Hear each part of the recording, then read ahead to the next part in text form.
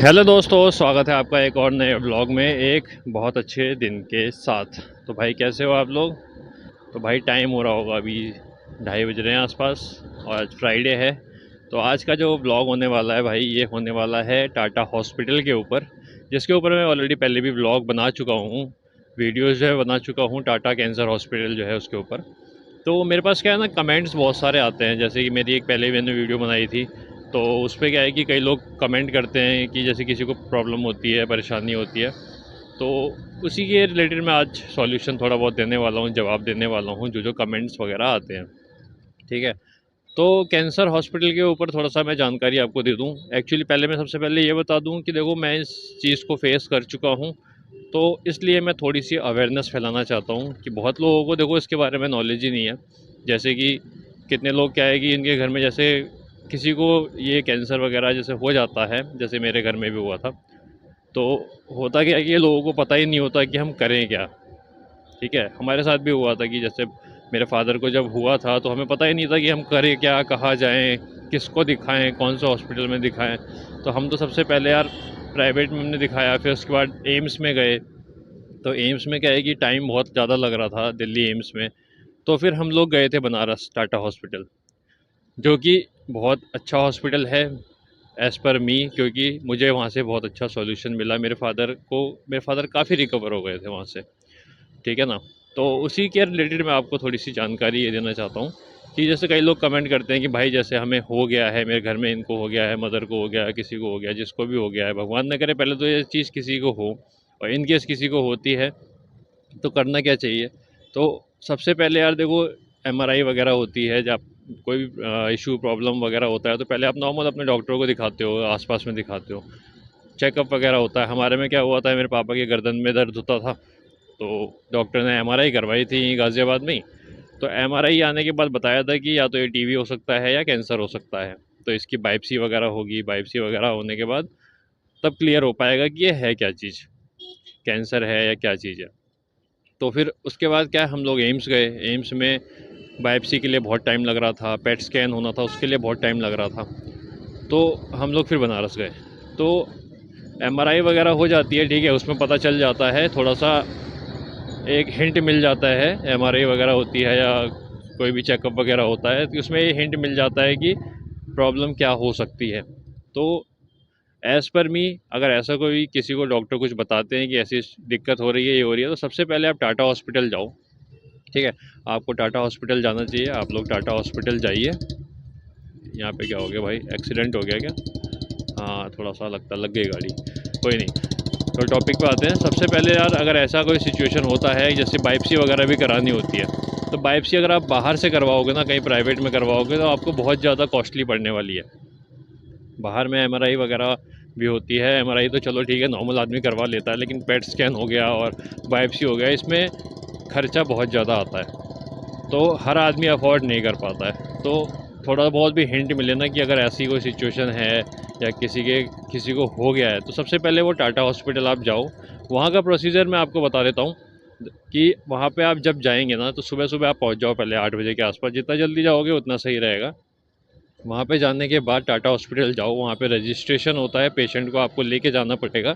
अपने पेशेंट को आप लेके जाओ, वहाँ पे सारे डॉक्यूमेंट, जो भी एमआरआई की रिपोर्ट्स वगैरह हैं, जो कुछ भी है, जो जो आपके डॉक्टर ने प्रिस्क्रिप्शन दिया होगा, देखा होगा, बताया होगा, तो वहाँ पे रजिस्ट्रेशन काउंटर पे आपसे पूछा जाएगा कि पेशेंट कौन है, उनको प्रॉब्लम क्या है, इनकी रिपोर्ट्स दिखाओ। आपको रिपोर्ट्स दिखानी होगी।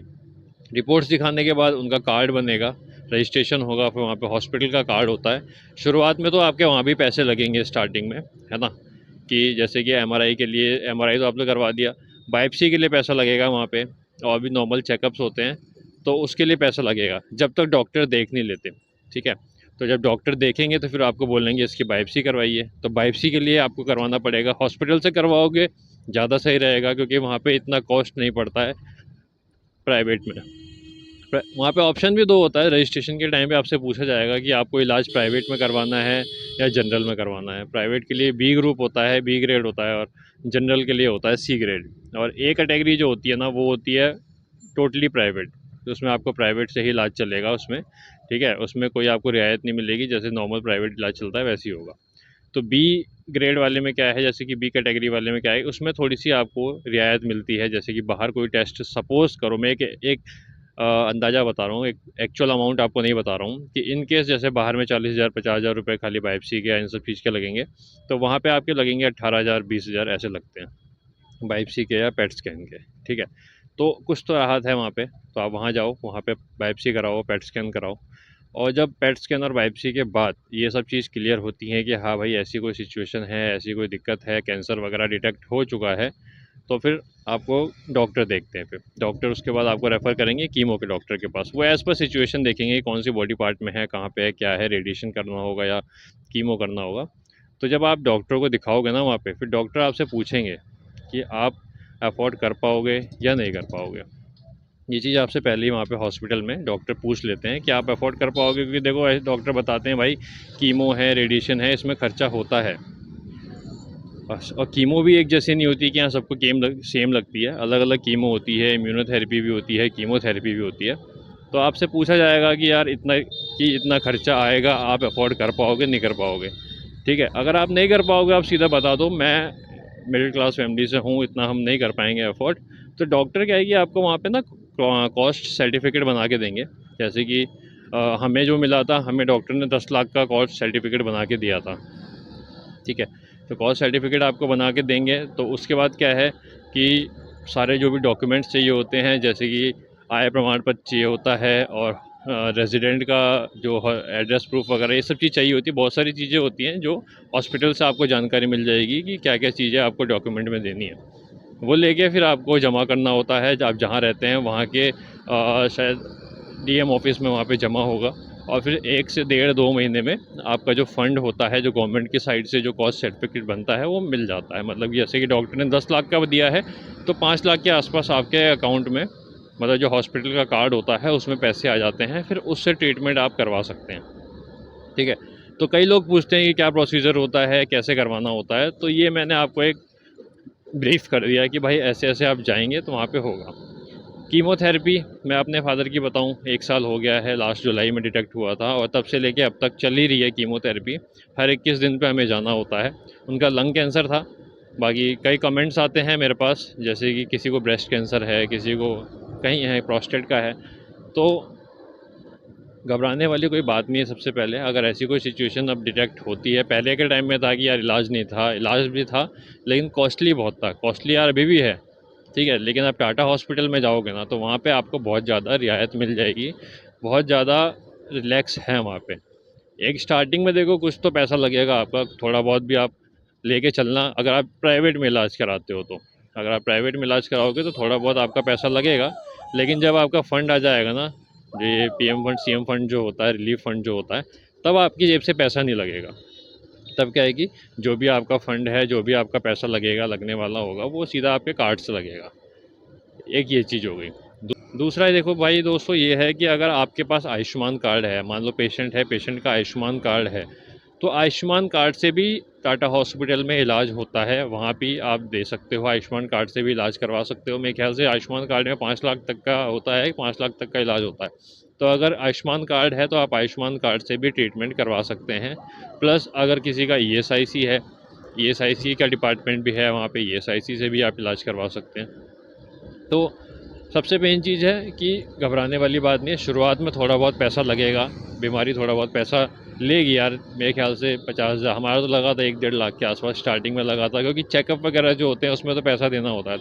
चेकअप में पैसा फ़ंड तब तक नहीं आता है। फ़ंड तब आएगा जब डॉक्टर आपको रेफ़र करेगा कीमोथेरेपी के लिए। तो कीमोथेरेपी के डॉक्टर जो हैं वो आपको देखेंगे कि भाई ऐसे ऐसे कीमोथेरेपी होगी, आप वही पूछते हैं कि आप फ़ंड जो है आप कर पाओगे या नहीं कर पाओगे, तभी वो आपको कॉस्ट सर्टिफिकेट बना के देते हैं। ठीक है ना। तो ये है, ये भी एक सुविधा है कि अगर फ़ंड नहीं है तो आप हॉस्पिटल से जाके दिखा के ये कॉस्ट सर्टिफिकेट बनवा सकते हैं और फ़ंड ले सकते हैं और ट्रीटमेंट करवा सकते हैं। इलाज नो डाउट देखो, मैं औरों को नहीं बताऊंगा कि कोई बोलता है कि इलाज नहीं अच्छा है, टाइम लगता है, ये है वो है, बायोप्सी की रिपोर्ट में टाइम लगता है। लेकिन भाई देखो, जो टाइम लगता है वो टाइम तो लगेगा, उसमें डॉक्टर भी कुछ नहीं कर सकते हैं।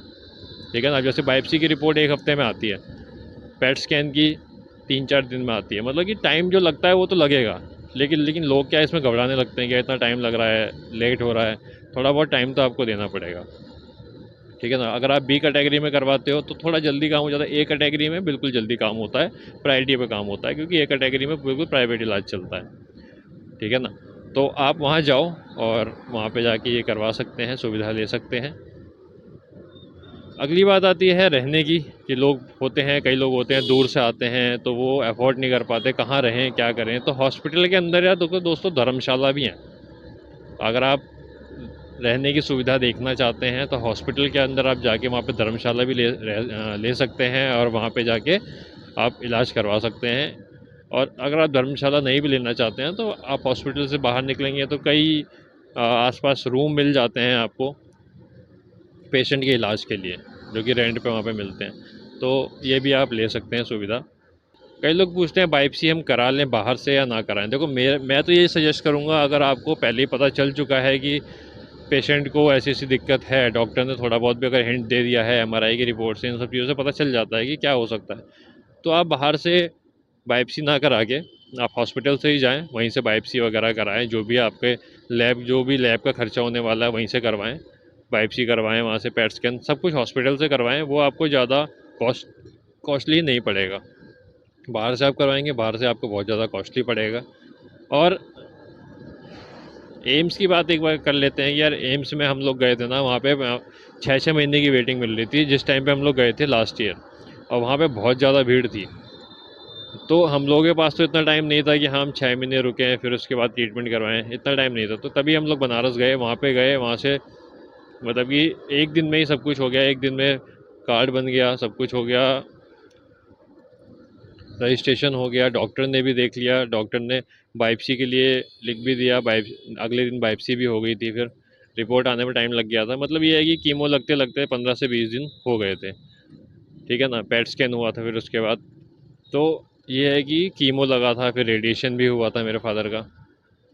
तो इन सब चीज़ों में 1 महीना लग गया था ट्रीटमेंट स्टार्ट होने में, मतलब कि कीमो वगैरह चढ़ने में, कीमो स्टार्ट होने में 1 महीना लग गया था।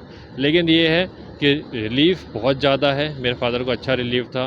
तो इसीलिए मैं सबको सजेस्ट करता हूँ कि इन केस किसी को ऐसी कोई प्रॉब्लम हो, ऐसी कोई सिचुएशन अगर फंसती है, तो आप टाटा हॉस्पिटल जाएँ, वहाँ पे आपका अच्छा इलाज होगा। लोग क्या है कि भटकते रहते हैं कि कहाँ जाएँ, कहाँ से इलाज कराएँ, समझ में नहीं आता, घबराने लग जाते हैं। मेरे पे पता है रोज़ मैसेज आते हैं किसी न किसी के इंस्टाग्राम पे या कमेंट में कि ऐसी ऐसी दिक्कत है, क्या करें क्या ना करें। मैं हेल्प भी करता हूँ जहाँ तक जितनी हेल्प हो सकती है, जितना मैं बता सकता हूँ मैं बताता भी हूँ। मैं कॉल पे भी बात कर लेता हूँ। अब इंस्टाग्राम वगैरह पे मुझे मैसेज करेंगे तो मैं कॉल पे ही बात करके बता दूंगा आपकी कैसे कैसे आपको क्या प्रोसीजर होगा, है ना। क्योंकि यार हेल्प मेरे साथ बीती हुई है, तो यार इसीलिए मैं हेल्प करना चाहता हूँ सबकी, अवेयरनेस फैलाना चाहता हूँ कि भाई ऐसी कोई सिचुएशन होती है तो लोगों को घबराने की ज़रूरत नहीं है। बहुत अच्छा और इलाज है, सुविधा है इस चीज़ की, गवर्नमेंट ने बहुत अच्छी सुविधा करी है टाटा हॉस्पिटल में बीएचयू। जाने का आपको बता दूं, आपको जाना कैसे है टाटा हॉस्पिटल। आप कहीं भी हैं, आपको बनारस जाना है, बनारस की ट्रेन पकड़नी है, मड़वाड़ी। ठीक है, उसका नाम बनारस हो गया। मड़वाड़ी जाएँ या वाराणसी जंक्शन जाएँ, वहाँ से आपको जाना है टाटा हॉस्पिटल सुंदरपुर, महामना हॉस्पिटल। टाटा का नाम ही महामना हॉस्पिटल भी है, उसको महामना हॉस्पिटल भी कहते हैं, टाटा मेमोरियल हॉस्पिटल भी कहते हैं। ठीक है, तो आपको स्टेशन से बाहर निकलना है और उसके बाद आपको जाना है टाटा हॉस्पिटल। प्लस जब आपको ये होगा कि हाँ रेगुलरली अब जो डॉक्टर बता देंगे कि कीमो चढ़ेगा, आना जाना होगा, तो कई लोग क्या है कि आना जाना भी उतना प्रेफर नहीं कर पाते, खर्चा बहुत होता है। तो हॉस्पिटल से क्या है ना, आपको फॉर्म मिलता है रेलवे का, जैसे कि आपको इजीली टिकट मिल जाती है एक पेशेंट के लिए और एक अटेंडेंट के लिए। अगर आप नॉर्मल स्लीपर में लेते हैं तो पेशेंट की जो टिकट है वो फ्री होती है, साथ में जो एक अटेंडेंट होता है उसकी हाफ़ टिकट लगती है।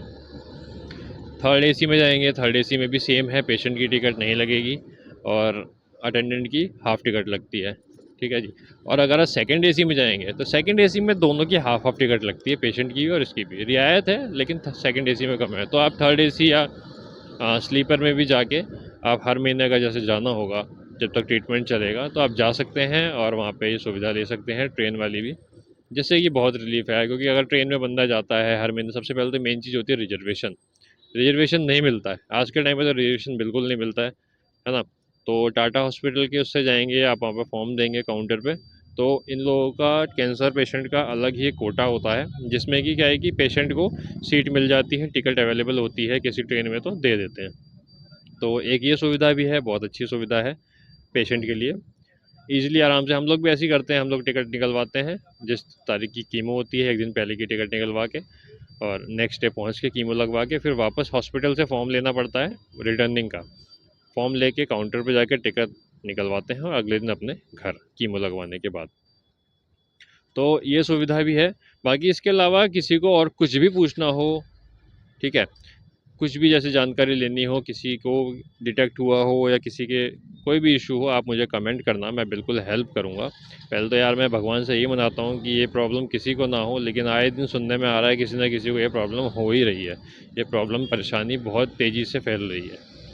तो ये सब चीज़ों पे ध्यान दें, है ना। अगर किसी को कोई प्रॉब्लम हो तो आप कमेंट करना बिल्कुल दोस्तों, और मैं बिल्कुल हेल्प करूँगा। ठीक है जी। तो ठीक है भाई, अपनी वीडियो को यहीं तक रखते हैं। कुछ भी जानना हो आप कमेंट करिएगा, मैं रिप्लाई करूँगा। मिलते हैं अब आपसे नेक्स्ट ब्लॉग में, तब तक के लिए हर हर महादेव।